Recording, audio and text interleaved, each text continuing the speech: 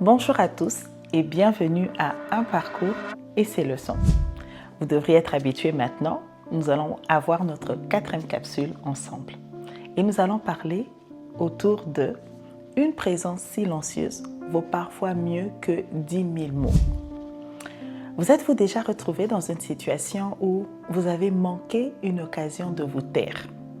Ou même, en partant de la plus délicate des attentions, un mot est sorti de votre bouche et a été un mot de trop, créant un malaise, vous poussant ensuite à apporter des explications pour essayer d'arrondir les angles, mais la pique est déjà plantée.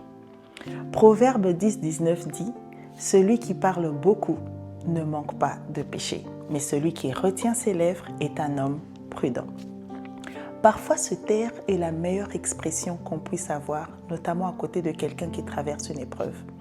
On ne parle pas d'un silence froid et distant, mais d'un silence soutenu par une présence réconfortante, un silence sage.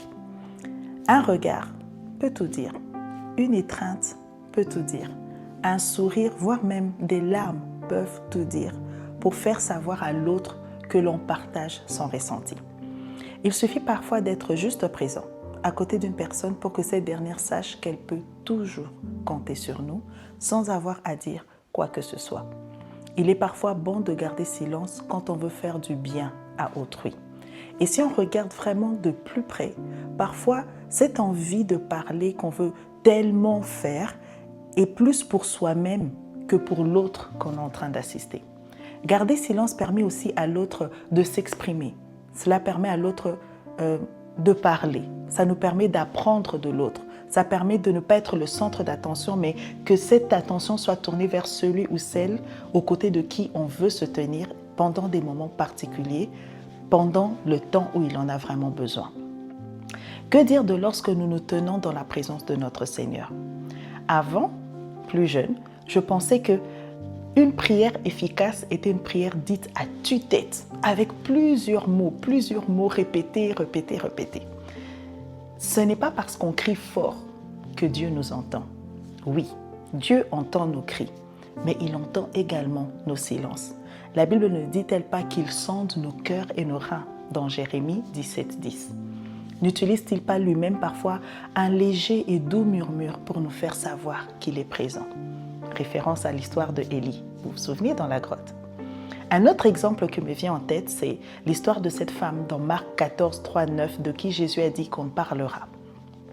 Elle s'est présentée devant le Seigneur, sans un mot, juste ses larmes pour laver les pieds de Jésus, ses lèvres pour embrasser ses pieds, ses cheveux pour les essuyer et son parfum de grand prix.